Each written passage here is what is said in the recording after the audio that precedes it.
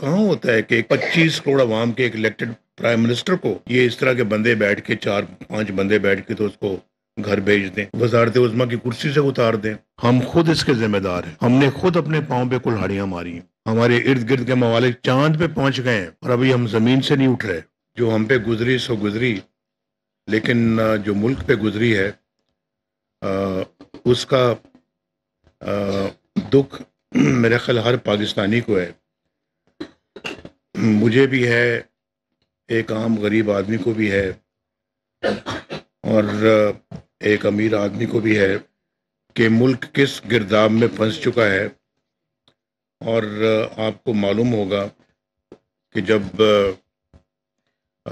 میں وزیر اعظم تھا، 2017 کی بات ہے، تو ملک خوشحالی کی طرف دوڑ رہا تھا، اور نہ کوئی مہنگائی کا نام و نشان تھا، نہ پاکستان کے اندر کوئی پسماندگی تھی، لوگ بے روزگاری سے نکل کر روزگار کی طرف آ رہے تھے، اور لاکھوں لوگ سال میں روزگار حاصل کر رہے تھے۔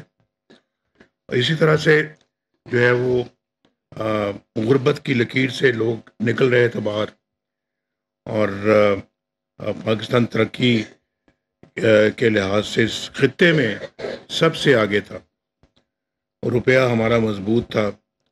یہ جو روز آپ اخباروں میں پڑھتے ہیں یا ٹی وی پہ سنتے ہیں کہ ڈالر پھر مہنگا ہو گیا، پھر مہنگا ہو گیا، پھر مہنگا ہو گیا، 4 سال ڈالر ایک پیسہ بھی مہنگا نہیں ہوا، اور روپیہ بالکل اپنی جگہ پہ برقرار رہا۔ تو مہنگائی بھی نہیں تھی، روٹی 4 روپے کی ملتی تھی، اور آٹا، دال، سبزیاں، چینی، ہر چیز جو ہے وہ پہنچ میں تھی۔ میری گزارش یہ ہے کہ پاکستان ایسا لگ رہا تھا کہ بہت جلدی انشاءاللہ دنیا کے ترقی یافتہ ملکوں میں شامل ہو جائے گا، اور اس خطے میں میں آپ کو پھر بتا رہا ہوں کہ سب سے آگے ہم تھے۔ اللہ تعالیٰ کا بڑا شکر ہے، لیکن نہ جانے کس کی نظر لگ گئی ہمارے ملک کو۔ جب بھی کوئی ترقی کا کام دور شروع ہوتا ہے، ترقی کا دور آتا ہے، تو 4 دن ترقی کے بعد پھر 10 دن ہم پھر پیچھے چلے جاتے ہیں، ایک سٹیپ آگے لیتے ہیں، 4 سٹیپ پیچھے چلے جاتے ہیں۔ تو یہ حادثے ہمارے ساتھ پہلی دفعہ نہیں ہوئے، یہ حادثہ پہلی دفعہ نہیں ہوا، اس سے پہلے کئی مرتبہ ہم ان حادثوں سے دوچار ہو چکے ہیں، لیکن اب کس سے کوئی گلہ کرے۔ بہت ہم نے سارا آج جو دودھ کا دودھ اور پانی کا پانی ہو رہا ہے، جعلی کیسز جو بنے تھے ان ختم ہو گئے ہیں۔ 3 ہیئرنگز میں ہی انہوں نے اٹھا کے باہر پھینکا، اور انہی جعلی کیسز میں میں نے، مریم نے اپنے کیسز میں، اور پھر شہباز صاحب نے اپنے کیسز میں جو ان کے خلاف تھے، یہ بائیں دائیں سب وہ بیٹھے ہیں جن کے خلاف جھوٹے کیسز بنائے گئے۔ میں نے 150 کے قریب میں نے پیشیاں بھگتی اور سزا پائی، جھوٹے کیسز میں سزا پائی، اور وہی سزائیں جو ہیں آج ہائی کورٹ میں انہوں نے کہا جی کہ اس کا تو کوئی ثبوت ہی نہیں ہے، کوئی ایویڈنس ہی نہیں ہے، تو اٹھا کے باہر پھینکا ان کیسز کو۔ تو یہ آپ اندازہ کر سکتے ہیں کہ جھوٹے کیسز بنانے کی کیا ضرورت تھی۔ ایک بیٹے سے نہ تنخواہ لینے پر آپ نے وزیر اعظم کو نکال دیا۔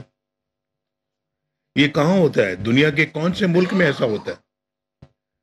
مجھے کوئی نام بتا دے کہ کسی ملک میں ایسا ہوتا ہے، لیکن یہاں ہوا اور آپ نے سب نے دیکھا۔ اور آج کہاں گئی وہ سزائیں؟ آج میری ڈسکوالیفیکیشن بھی ٹھیک ہو گئی ہے۔ 25 سال کے لیے مجھے، 25 سال نہیں، عمر بھر کے لیے نااہل قرار دے دیا گیا تھا، صرف اس لیے کہ میں نے بیٹے سے تنخواہ نہیں لی۔ اور وہ قانون بھی ہمارا کوئی نہیں ہے، بلیک لا ڈکشنری دیکھنے کے بعد انہوں نے فیصلہ، پتہ نہیں کہاں سے ڈکشنری آئی وہ، اس میں دیکھ کر تو انہوں نے فیصلہ سنا دیا.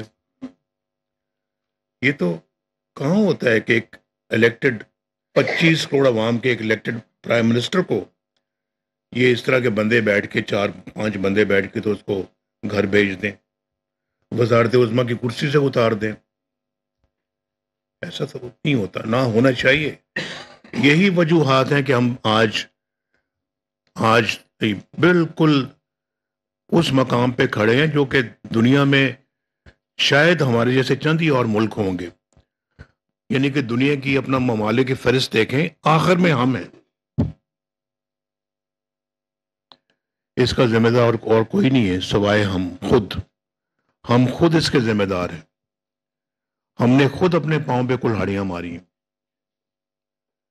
ورنہ آج یہ ملک تو نہ جانے کہاں پہنچا ہوتا. ہمارے ارد گرد کے ممالک چاند پہ پہنچ گئے ہیں اور ابھی ہم زمین سے نہیں اٹھ رہے. تو یہ اس طرح سے تو نہیں چل سکتا معاملہ. اب خبر آپ کی دسترس میں ہر وقت بر وقت. ابھی سنو نیوز کے یوٹیوب چینل کو سبسکرائب کیجئے, بیل آئیکن پر کلک کیجئے اور باخبر رہیے ملکی اور بین الاقوامی حالات سے یقین کے ساتھ.